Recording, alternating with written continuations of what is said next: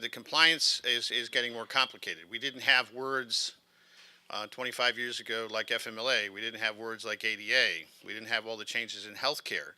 I think the start of the process for anyone is awareness and education, that these things are going to affect. It is a no-fault workers' comp statute. You cannot change it, as John said. There are going to be claims that happen that just have to be accepted and go through.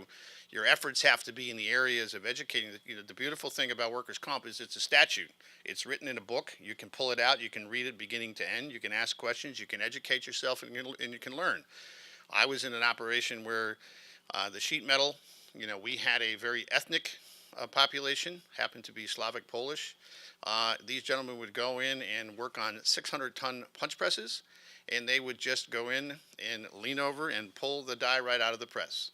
Well, you can do that when you're 25. You might be able to do that when you're 35, but you start settling claims around 45 to 50 years old. All of a sudden, I was writing a lot of people under the old workers' comp system in Massachusetts, writing a lot of people out.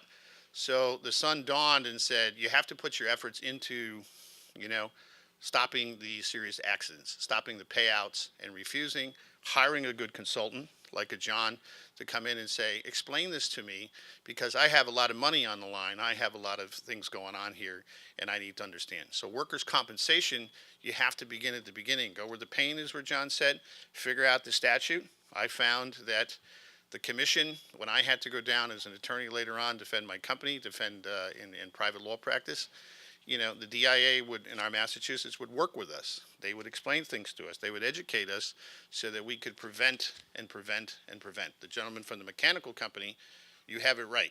Prevent the accident from ever happening in the first place. That's the only way you truly save the money, right? And it becomes a cultural thing for workers' comp and safety. The idea of, the one thing about safety, OSHA is the only statute that requires training. Of all the federal statutes, not one of them says you have to train your people except the OSHA law. The OSHA law says thou shalt train in the following areas, 10 areas. These are the things we need to do. It's all written in the CFR. It's all in the Code of Registry. You can pull it, you can read it. Maybe I don't have the time. Obviously, it comes down to small company and time issues.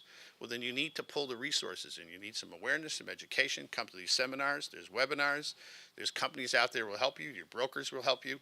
There are resources available, but you need to get involved in order to solve the problem, educate, stop things from happening. Okay?